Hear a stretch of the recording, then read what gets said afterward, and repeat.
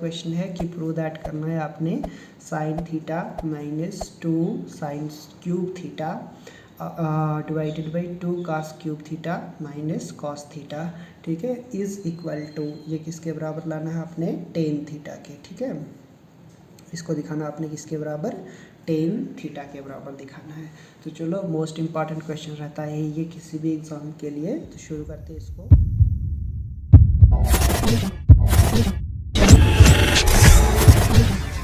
क्या कर सकते हैं हम इसमें, तो हम लेंगे LHS, लेफ्ट हैंड साइड क्या है हमारे पास, तो ये है साइन थीटा माइनस 2 या क्या आपके पास साइन क्यूब थीटा, ये इसने देकर रखा है, और इसके डिवाइड में देकर रखा है 2 कॉस क्यूब थीटा माइनस देकर रखा है कॉस थीटा, ठीक है, ये आपके पास देकर रखा है। तो चलो शुरू करते हैं यहाँ से। फर्स्ट स्टेप में क्या करेंगे हम, तो यहाँ देखिएगा हम साइन को कॉमन कर सकते हैं, तो पहले हमने ले लिया साइन थीटा को कॉमन, ठीक है। अब हमारे पास क्या बच गया, साइन थीटा की जगह पर बचेगा 1 माइनस 2 की जगह पर 2 ही रहेगा, और यहाँ से एक साइन थीटा बाहर निकाल लिया हमने, तो यहाँ पर बचेगा साइन स्क्वायर थीटा, ठीक है। इसके होल अपान में क्या रहेगा, यहाँ से भी हम cos थीटा को कर लेते हैं कॉमन, तो cos थीटा निकाला कॉमन, अब बच गया 2 cos स्क्वायर थीटा सेम, और माइनस में क्या रहेगा 1 आपके पास, ठीक है। चलो आगे बढ़ जाते हैं। तो दिख रहा है आपके पास कि sine theta upon cos theta किसके बराबर रहता है, टेन थीटा के बराबर रहता है, तो हमने लिखा टेन थीटा, और ये रह गया 1 माइनस 2। अब देखो साइन स्क्वायर थीटा किसके बराबर रहता है, तो 1 माइनस कॉस स्क्वायर थीटा के बराबर रहता है, ठीक है। और ये वाली ब्रैकेट हम कर लेते हैं बंद इसको। अब इसके होल डिवाइड में क्या है, कॉस थीटा, और साथ में क्या है आपके पास 2 कॉस स्क्वायर थीटा, और साथ में है -1। ये चीज़ इसने देकर यहाँ पर खुद ही रखी है, ठीक है। अब देखो तो क्या हो गया आपके पास, टेन थीटा ऐसे ही रहेगा, और यहाँ से देखोगे तो यहाँ पर क्या बच गया 1 माइनस 2, और माइनस माइनस प्लस आगे रह गया आपके पास 2 कॉस स्क्वायर थीटा, ठीक है। अब इसके होल डिवाइड में क्या है, कॉस थीटा ऐसे ही लिखेंगे हम, फिर है आपके पास 2 कॉस स्क्वायर थीटा, लिख लिया कॉस स्क्वायर थीटा, और माइनस में क्या है 1, तो हमने भी लिख लिया माइनस में 1। चलो आगे बढ़ जाते हैं।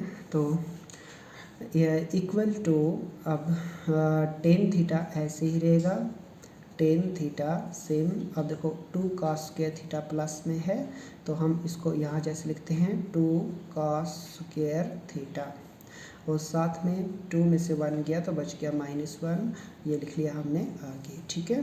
अब नीचे देखिएगा, इसके बटन में कॉस थीटा क्यों चलाया मैंने, नहीं सॉरी, यहाँ पर देखिएगा तो sine theta upon cos theta क्या बन गया है, टेन थीटा, तो कॉस थीटा इसके अपान में नहीं रहेगा, ठीक है।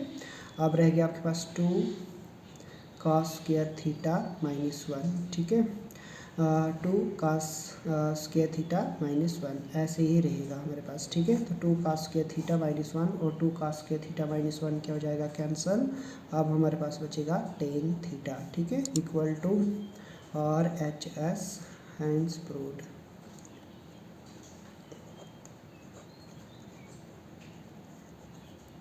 ठीक है, बढ़ते हैं नेक्स्ट क्वेश्चन की तरफ। तो नेक्स्ट क्वेश्चन में क्या बता रहा है आपके पास, देखिएगा ये एप्लीकेशन ऑफ ट्रिग्नोमेट्री से लिया हुआ क्वेश्चन है, और मोस्ट इम्पॉर्टेंट क्वेश्चन रहता है एग्ज़ाम के लिए, ठीक है।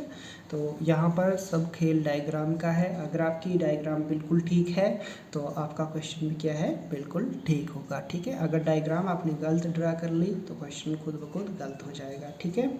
अब देखो तो बोलता है अ स्टैचू जो है 1.6 मीटर टॉल, ठीक है, एक स्टैचू है जो 1.6 मीटर टॉल है, stand on the top of a pedestal, और ये एक पेडिस्टल के टॉप पर खड़ा है, ठीक है। तो ड्रा करते हैं इसको, देखो ये हमने क्या लिखा है, ये पेडिस्टल है आपके पास, और इस पेडिस्टल के ऊपर क्या है आपके पास एक स्टैचू है, ठीक है। तो ये मान लो आपके पास क्या है, स्टैचू, इसकी हाइट देकर रखी उसने 1.6 मीटर टॉल है ये, ठीक है।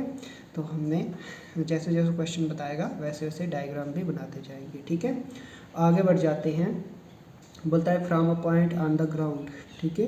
तो मान लो कि एक पॉइंट है हमारे पास ग्राउंड के ऊपर, यहाँ जैसे, तो हमने लिख लिया एक पॉइंट है ग्राउंड के ऊपर। बोलता है the angle of elevation of the top of the statue is 60 degree. अब स्टैचू के टॉप से इस पॉइंट के लिए एंगल कितना है, 60 डिग्री का एंगल है, ठीक है। तो हमने बना दिया कि ये 60 डिग्री का एंगल है। अब बोलता है कि and from the same point, इसी पॉइंट से the angle of elevation of top of the pedestal is 45 degree. अब 45 डिग्री इसके टॉप, पेडिस्टल के टॉप यहाँ पर है, और यहाँ से जो एंगल है इसी पॉइंट के लिए वो कितना आपके पास 45 डिग्री है, ठीक है। अब आपसे पूछा गया है कि find the height of pedestal, तो आपने क्या करना है, इस पेडिस्टल की हाइट निकालनी है, ठीक है। चलो शुरू करते हैं। इसका नाम देते हैं ए, इसको दे देते हैं बी, इसको दे देते हैं सी, और इसका नाम रखते हैं डी, ठीक है।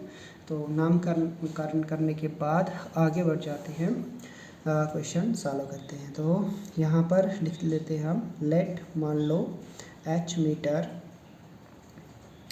B the height of pedestal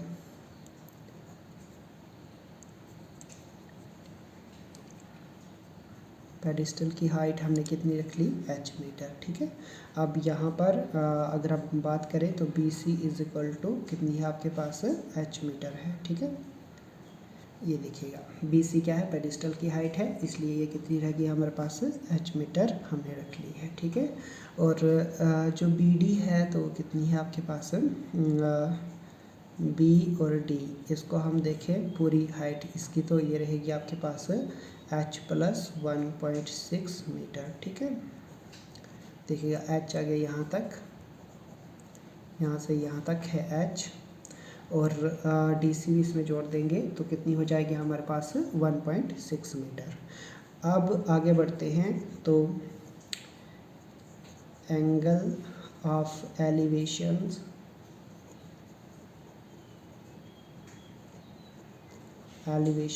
और जो एंगल है एलिवेशन के वो कौन कौन से दिए हैं, तो पहले वाला दिया है 60 डिग्री, एंड दूसरा वाला दिया है आपके पास 45 डिग्री, ठीक है।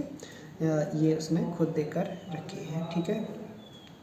तो चलो शुरू करते हैं निकालना इस क्वेश्चन को। तो पहले हम कौन सी ट्राइंगल लेते हैं, छोटी वाली ट्राइंगल लेते हैं, ठीक है। तो हम लिखते हैं इन राइट ट्राइंगल। अब क्योंकि जो स्टैचू है वो 90 डिग्री के एंगल से खड़ा होता है, तो ये कौन सी बनती है, राइट एंगल ट्राइंगल बनती है। तो राइट एंगल ट्राइंगल कौन सी ली हमने, ए बी और सी, ठीक है। ए बी सी छोटी वाली राइट एंगल ट्राइंगल में इसमें क्या होगा, तो देखो हमारे पास क्या है, एक साइड दी हुई है, तो ये एच जो है मीटर की है, एक साइड दी है, तो दूसरी साइड आपने क्या करनी है, फाइंड करनी है। तो इसकी बेस को फाइंड करेंगे ए बी को। तो हम लिख लेते हैं कि यहाँ पर क्या है, एच क्या ये है perpendicular upon base is equal to किसके बराबर रहता है, टेन थीटा के बराबर रहता है, ठीक है। अब परपेंडिकुलर क्या है, बी सी, और इसकी बेस क्या है आपके पास, A B, is equal to tan theta जो है वो कितना है, अब यहाँ पर 45 डिग्री, तो हमने भी लिख लिया 45 डिग्री। अब बी सी क्या है, बी सी आपके पास एच है, और ए बी तो हमारे पास है नहीं, इसलिए हमने लिख लिया A B, is equal to, अब 10/45 किसके बराबर होता है, तो ये होता है 1 के बराबर, ठीक है। तो अभी हमारे यहाँ से ये पता चला कि h is equal to A B, या A B is equal to H के बराबर, ठीक है। मतलब कि जो इसकी बेस है वही इसकी क्या है, हाइट है, ठीक है। चलो आगे बढ़ जाते हैं।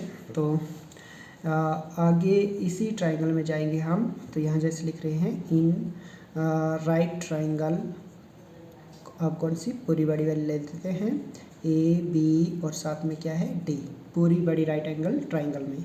अगर इसमें देखोगे आप तो यहाँ पर फिर लिखते हैं हम perpendicular upon base is equal to, ये किसके बराबर रहेगा आपके पास, फिर टेन थीटा, किसके बराबर रहता है, टेन थीटा के। अब परपेंडिकुलर क्या है इसमें, तो परपेंडिकुलर है बी डी, बी और डी, इसकी बेस क्या है आपके पास है A B same, is equal to, अब ये किसके बराबर होगा तो टेन, अब थीटा, थीटा कितना है यहाँ पर 60 डिग्री, बड़ी वाली ट्राइंगल में कितना है 60 डिग्री है, ठीक है। अब बी डी किसके बराबर है तो बी डी हमने पहले लेकर रखी है कि एच, ये है हमारे पास एच प्लस 1.6 और ए बी जो है वो किसके बराबर है एच के ही बराबर है, इज इक्वल टू 10, 60 किसके बराबर रहता है तो √3 के बराबर, ठीक है। यहाँ तक आपने समझा होगा। चलो आगे बढ़ते हैं। अब देखिएगा तो h plus 1.6 is equal to, अब ये कितना हो गया h√3, ठीक है। ये इसको मल्टीप्लाई किया जाएगा, इसका बटा कुछ नहीं है तो ये इसको मल्टीप्लाई करेगा। अब यहाँ पर देखोगे तो हम लिख सकते हैं कि h√3 और जो ये h इधर गया तो माइनस हो जाएगा, h इज इक्वल टू 1.6 के बराबर रहेगा, ठीक है। और ये रह गया 1.6 के बराबर। अब h को यहाँ पर सब्जेक्ट कॉमन कर दो तो अब बच गया √3 - 1 इज इक्वल टू 1.6। अब देखिएगा तो हाइट निकल कर आ गई, h इज इक्वल टू, ये रह गया आपके पास 1.6 अपान √3 - 1, ठीक है। ये वाले इसका क्या है वैल्यू रहेगा आपके पास h का, ठीक है। तो आई होप आपने इसको समझा होगा, बहुत ही ईजी क्वेश्चन था ये, ठीक है। आप इसको रैशनलाइज भी कर सकते हो ताकि और जो है बेटर आंसर आए, ठीक है। तो रैशनलाइज करना बिल्कुल आसान है इसको, ठीक है। देखिएगा बाय रैशनलाइजिंग विद डिनोमिनेटर, ठीक है। डिनोमिनेटर के साथ हम इसको क्या कर लेते हैं रैशनलाइज कर लेते हैं। तो h is equal to 1.6 upon √3 - 1 multiply by √3 + 1 upon √3 + 1, ऐसे आप इसको रैशनलाइज कर लो। अब h इज इक्वल टू, तो ये रह गया आपके पास 1.6 और साथ में क्या रहेगा √3 + 1, इसी तरह से अपान में कितना हो जाएगा, तो ये a और a+b का फॉर्मूला है तो ये हो जाएगा √3 मतलब a का स्क्वायर माइनस बन जाएगा आपके पास b का स्क्वायर दैट इज़ 1 का स्क्वायर। फिर रह गया h इज इक्वल टू 1.6 और साथ में √3 + 1 एज इट इज़ अपॉन में बच गया, ये देखिएगा स्क्वायर और रूट क्या हो गया आपके पास कैंसल। अब रह गया हमारे पास 3 और माइनस बच गया 1। अब h इज इक्वल टू 1.6 साथ में रह गया √3 + 1 और नीचे बच गया हमारे पास 3 - 1 दैट इज़ 2। काट लो तो ये कटता है आपके पास 0.8 के साथ। अब h इज इक्वल टू 0.8, यह रह गया 8 और आगे रह गया आपके पास √3 + 1, यह क्या इसका आंसर। तो बहुत ही ईजी क्वेश्चन था, आई होप आपने इसको भी समझा होगा, ठीक है।